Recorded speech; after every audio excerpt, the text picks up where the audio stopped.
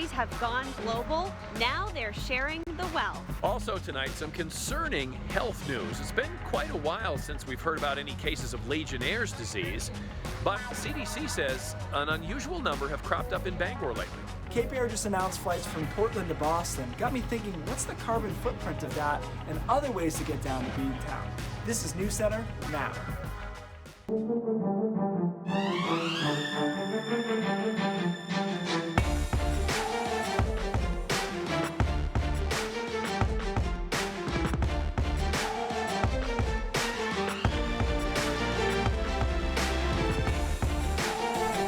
Good Friday evening, everyone. I'm Lindsay Mills. And I'm Lee Nelson. So glad you're with us this evening. We'll begin with a bit of a health concern in the Bangor area. The Maine Center for Disease Control and Prevention says it's investigating a cluster of 6 Legionnaire's cases in that area, Bangor area. Yeah, the Maine CDC says that's a rate higher than average for the region. Legionella is a type of bacterium found naturally in freshwater environments like lakes and streams. People can get sick when they breathe in mist or swallow water containing Legionella into their lungs. The bacteria can cause a serious type of pneumonia with symptoms such as a cough, shortness of breath, fever, and headaches. People should watch for symptoms for about a couple of weeks after exposure. The CDC says they are trying to find out if there is a common exposure among the Bangor cases or if they are just coincidental. Healthcare providers have diagnosed about 1 case of Legionnaire's each month in Maine since November 2018. All the individuals were hospitalized and 1 person with the illness died. Yeah, the CDC wants the public to know, though, that Legionnaire's is not spread from person to person.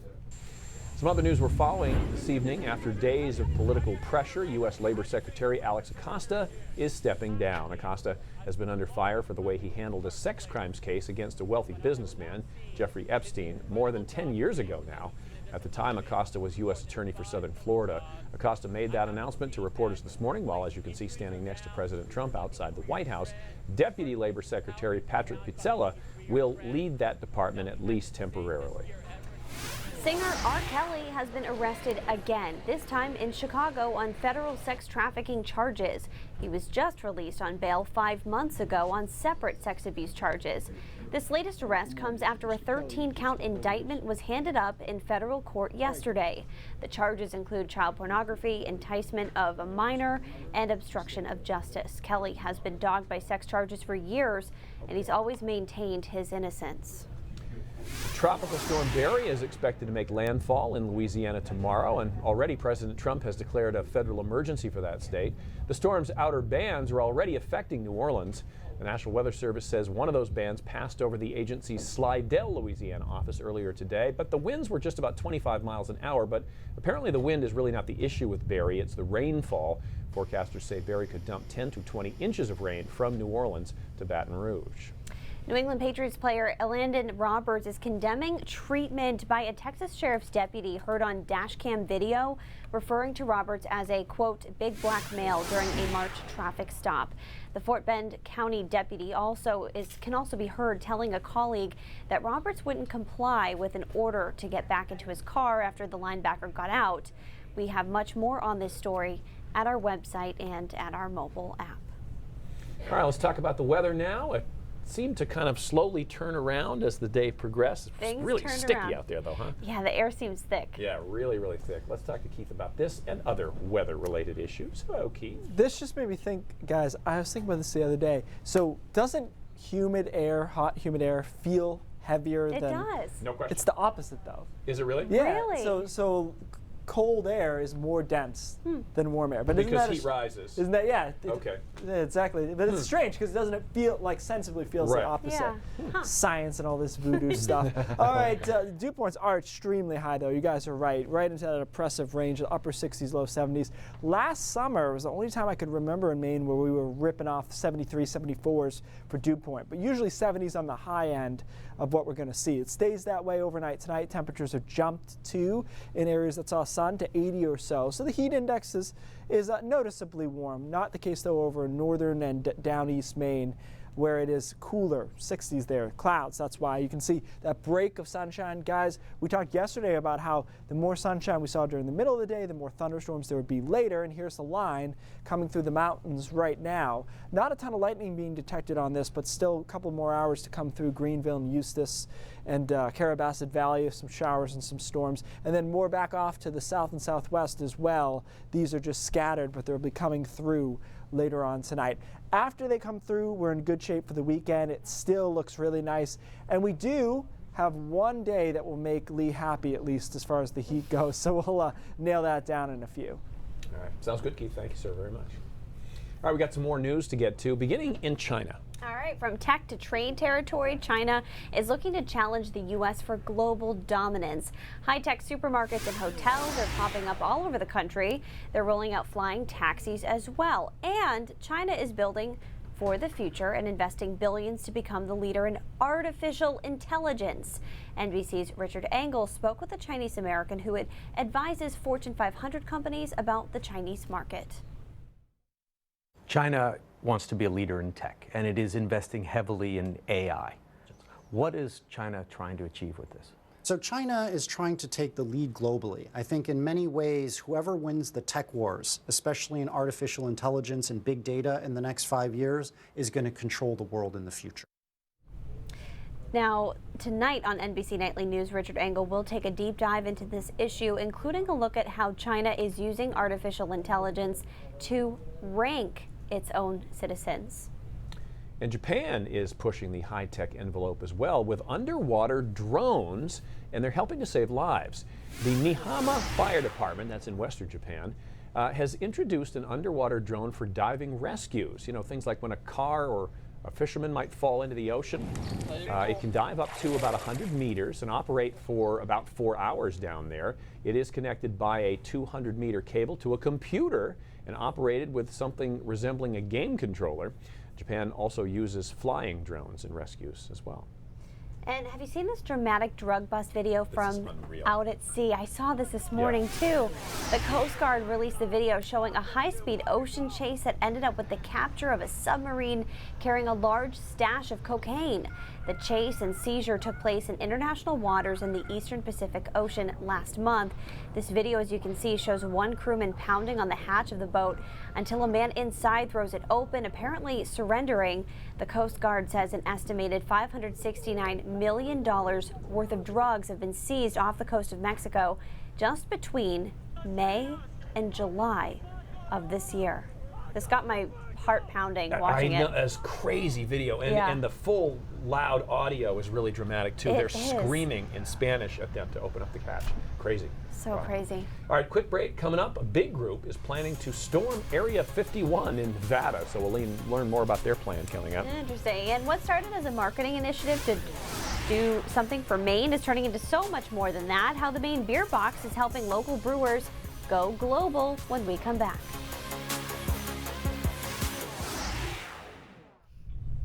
I saw that on, of all places, Barstool Sports. Yeah, that's where I saw it first too. Yeah. And I was just like, is this real? Oh, I know. Because usually they share goofy things. Isn't that the problem now, though? Is you're like, is this real? Right. I saw something else the other day, and I was like, this is amazing, but I'm not quite sure it's real. Yeah, it's tough. You got to be skeptical. You got to be skeptical. But yeah, hey, everybody. That was crazy, crazy good. Wow. Da, da, da, da. How's everybody doing? Oh, I need to. Still trying to load up Facebook. Yeah, me too. It's a little slow to go. There we go.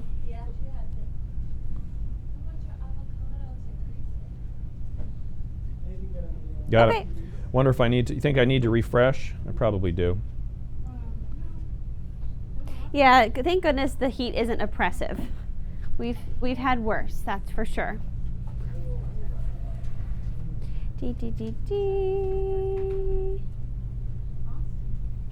Cool. All right, so avocados in Area 51.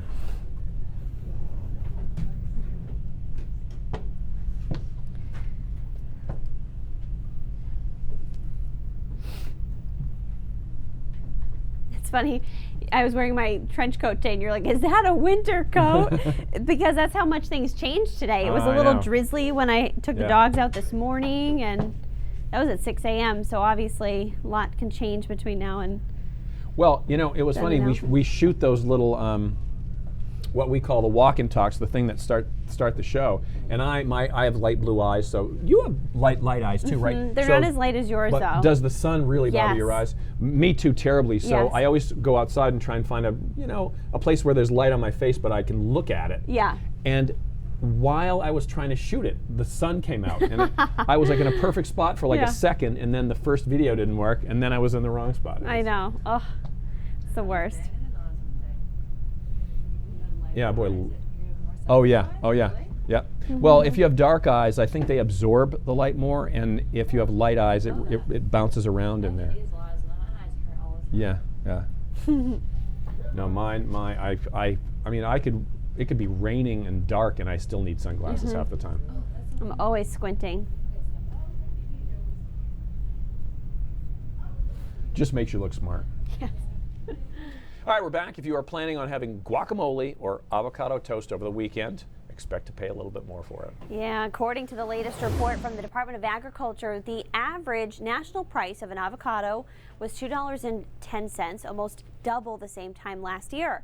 Experts say the price increase is due to low supply. California's avocado season is coming to an end and was the smallest crop in more than a decade. It's also the lowest production time of the season for Mexico, where the U.S. gets about 90% of its avocados. That is problematic. That is really problematic. Well, how far would you go to uncover alien secrets? A big group is planning to storm Area 51 in Nevada. Yeah, more than 300,000 people have clicked going to this September 20th Facebook event. Storm Area 51. They can't stop all of us, is what it's called.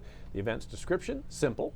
We will all meet up at Area 51 Alien Center tourist attraction and coordinate our entry. We can move faster than their bullets. Let's see them aliens. Okay. A lot of people are commenting on this post too. The consensus seems to be that this is a very bad idea, with a lot of people mocking it. Yeah, I like pulling out the popcorn and just kind of watching from afar. All right, well, a program that's helping Maine brewers tap into foreign markets is on the move again. We'll have that story coming up. Yeah. Plus, of course, look at Keith's weekend forecast. Of course they do. They had to land on it.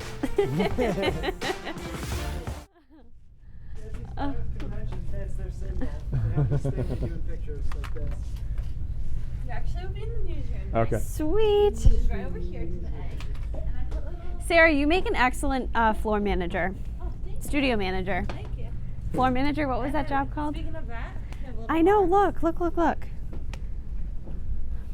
Chad, I am 7 months pregnant. Chad's wondering how far along I am. 7 months, yes. you're looking great.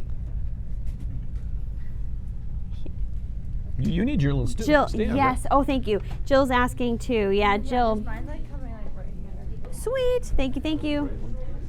Where does it? The tape. Right on that. Yeah. Sweet. Thank you. Thank you. It is kind of back to that Coast Guard video. I've never seen like a submarine moving before. I've only seen like stationary submarines on field trips, you know? Did you see that? Those Coast Guard guys were bold, They sure were. jumping onto that. Well, weren't you thinking it was going to dive and they're going to be SOL? Maybe it doesn't. Yeah, I don't know, but That that was super interesting to intense. watch. Yeah, I'd like to see more. They must have been so hyped up after that. You know, they probably didn't sleep for 2 days. You know, just adrenaline overload. We're boarding a submarine. Right, at high speed. Yeah, I mean, Do submarines normally like go along the surface like that, or aren't they supposed to be lower underwater? I mean, they can do both, I think. I'm thinking it's something that's maybe designed to be almost all of it below the surface. Yeah. Maybe it doesn't. Maybe it Gotcha. doesn't actually go all the way. They said they build them. I read an article. They build them like in the jungles of Mexico or wherever, Actually and they gonna We're specifically gonna for slide this job. So you could be Chloe's right. not They sitting there may not be a anymore, so- true Oh, sure. submarine. It might just be a mostly submersible. It has a minimal signature on the surface. Right. So, wow. Whoa. Crazy. I want you to walk from farther away, so. Okay. Cool. Started way back here. Okay. Yeah. He's like, can you start from farther away? I'm like, I guess. Get your steps in.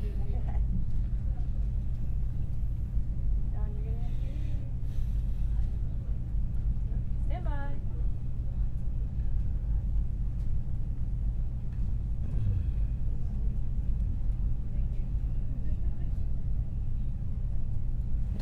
Starting a new business is certainly a risk, but there are a lot of brewers in Maine who took the chance and actually are doing pretty well in the very popular brew scene in Maine. They are, and now some are taking on an even greater challenge by going global.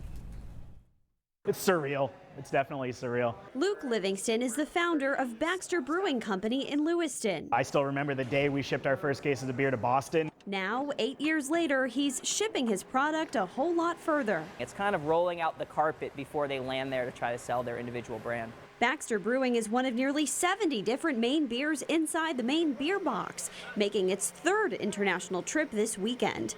The goal of this marketing strategy from the Maine Brewers Guild? Get Maine beer in front of people from all over the earth. This time, it's headed to Halifax, Nova Scotia. We want to be the best place for beer, not only in the United States, but in the world, and that gives us an opportunity. And that opportunity appears to be working. We sent 49 pallets of beer to the Beer 52 program in April, and it was awesome. After the last trip to Leeds, England, 4 Maine breweries were selected to be part of a UK-based craft beer club, which has customers around the world. Both cash and projects for our brewers at a time of year that was really helpful. But shipping out tens of thousands of dollars worth of product to another country can be risky. Sometimes the payment for that beer doesn't come through for several months, or sometimes not at all. It happens all the time. That's where Brent Hoots comes in. He's the founder of Navitrade Structured Finance, which works with the Export-Import Bank of the United States to help brewers and other businesses manage that risk. If Baxter Brewing Company is not paid, we turn to Exim Bank, and Exim Bank will pay Baxter Brewing Company on that invoice. So it's an insurance mechanism, and it covers 95% of that invoice. It's a huge peace of mind. For Luke Livingston, tapping into an international market is an opportunity worth the challenge. It's getting harder and harder to distribute further away from home domestically as local beer gets to be a bigger thing everywhere in the US. However, American-made craft beer is also getting a name for itself internationally, where there's still market opportunity. The Maine Beer Box is scheduled to leave Portland tomorrow morning. It will arrive in Nova Scotia in time for the Cider and Beer Fest happening there this summer. The container will then return either this fall or winter filled with beers from Canada. So you may also wonder, though, why ship by sea to Canada when Maine is driving distance away? The simple answer is that it costs less. Because they could put so much beer on the ship. Right. Yeah, Right. it makes sense. I think the insurance idea is just so clever. Yes. You know, and it's one more example of ingenuity. There's a need, boom, somebody moves in and fills it. Makes you think, why didn't I think of that? Right. I've said that many times. This about a lot of things. the Falmouth Beer Box at Lee's house is great too. Right, This it is. is, We yes. were there just last week, and it was a wide variety of I assortment. know. There's Always no got tax Crest up on collected. Tad top. smaller than that. Yeah, no tax collected. All right, very tropical out there today, but good tropical in the middle of the day. Bad tropical in the beginning part of the day. Sure. But still, dew points upper 60s, low 70s, and we were just talking about this, how last summer we had a few 74, 75 dew points. That's very rare. So usually this is the top end of what you'll get for humidity in northern New England. There's that break of sunshine over western and southern Maine, and that's what has given us kind of some late steamy readings, some late highs here, and then popping up some thunderstorms behind it. Still socked in over down East Maine, likely ending the day that way as well. So here's that line of showers and thunderstorms that's being developed by the sunshine. The sunshine is self-destructive in nature, and so these storms coming through, right now they're just garden variety thunderstorms, not a ton of severe characteristics to be had. A couple more back here into the lakes region of New Hampshire that will come in, probably into Sebago, areas like that, but nothing too heavy, just a chance for an isolated shower later tonight. After that, we go partly cloudy. The only struggle we have tomorrow morning is over down East Maine, just getting this cloud cover out of here. We'll do so, but it might take a few more hours than you like up towards Bar Harbor, for example, and certainly into Eastport and Machias. But we break out and we're into the mid-80s by the afternoon, upper 80s away from the coastline. A pretty hot day. Dew points not as bad as today, but not low either. So it stays pretty sticky-ish through the weekend. And then Sunday's a nice day as well. We will have a couple of showers in the mountains and across northern Maine on Sunday afternoon, but the vast majority of us stay dry straight through the weekend with the better chance of isolated showers on Sunday. Monday looks good. Tuesday looks good as well. Still watching that signal for mid next week. It looks like it will now be a one-day big heat event. I thought we could get 2 days out of it. Normally we would. The ridge is in a really good position. Most of the time when the ridge looks like this, a day out, you're going to get just torched.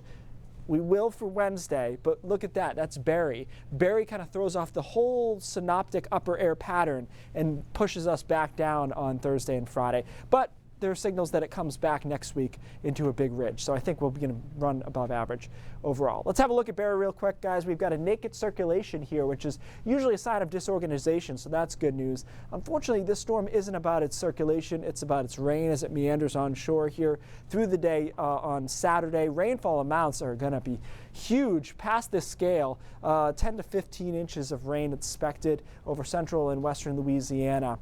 So that's a problem, obviously, into Arkansas and Tennessee as well. So our weekend looks good again. Don't be shocked by an isolated shower in the mountains in northern Maine on Sunday, but most of us are dry. We'll pop between 90 and 95 on Wednesday, and scattered showers coming in here on Friday. So it's a good pattern overall. Good deal for us up here. Well, going into a hurricane, speaking of, is something that most people would never want to try. However, scientists get a lot of information thanks to hurricane hunters who fly right into the storm. Here's how the hurricane hunters came about. Hurricane hunter flights have now become essential for predicting the strength and track of storms. But the story goes, it all started because of a bet. Let's connect the dots. The story starts in Bryan, Texas in 1943, right in the middle of World War II. A hurricane was brewing in the Gulf, and British pilots stationed at Bryan Army Airfield started making fun of their American counterparts for racing to get their planes out of the way of the storm. Over coffee in the mess hall, Colonel Joseph Duckworth got sick of the jokes and bet the Brits he could fly into the hurricane itself and return unharmed. A short time later, Duckworth and a navigator took off, heading south into the storm. Air traffic controllers in Houston told them to keep updating their position so authorities would know where to find their wreckage. But they made it through the rough outer bands, flying straight into the eye of the storm, circling it once before heading back to Bryan Field. Almost as soon as they landed, the field's weather officer asked to be flown into the storm. So on the same day the first pilot survived an intentional flight into a hurricane, a second flight was made to collect scientific data. And the hurricane hunters were born. Connecting the dots, I'm Stephanie Whitfield. It's pretty cool. It's interesting, too, how many technological advances happened during wartime. Radar came from that. The radar we used for weather was to detect planes and shoot them down. So a lot of the stuff that we have actually comes from maybe not the right place, but we end up using it later on. It's a perfect example there. Interesting. Really interesting. All right, Case, thank you very much. All right, Cindy is here with what's coming up in the next half hour. Howdy. Hey guys, it is summer camp season, and any of you out there with kids know that there are camps for everything. There's music and drama and sports, you name it. Well, there is a camp going on in Bangor this week for would-be scientists and engineers. So we're going to show you what's going on there, what these kids are creating, and just a warning, you're going to think they're smarter than you are. And they probably are. We got that story coming up. Also ahead, we're going to meet a proud member of America's greatest generation and his grandkids who think he is something special. They are just incredibly proud of the missions he flew and the incredible honor he was awarded. That story from Boyd Hubert, all ahead at 5:30. Back to you. Oh, you know it's going to be a good one. Right. Oh, They you always hear are. that name.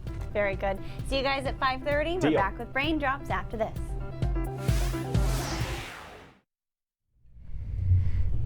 Sweet. And look at this. We have a Brain Drops package. Oh, yeah. I'm actually really looking forward to seeing this one. You're gonna have to follow along to Okay. have something to say after, but it's For sure. I know that happens sometimes. We miss half of it, and then Yeah. we're all like, "What the hell is that?"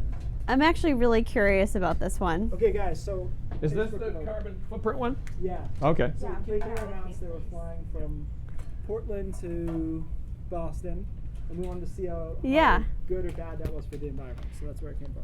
Is there an answer? Like a direct answer? Yes. Okay. Interesting. I mean, we had this whole conversation today about how shipping the beer box is actually not only cheaper than driving it to Canada, but it's more economically friendly too.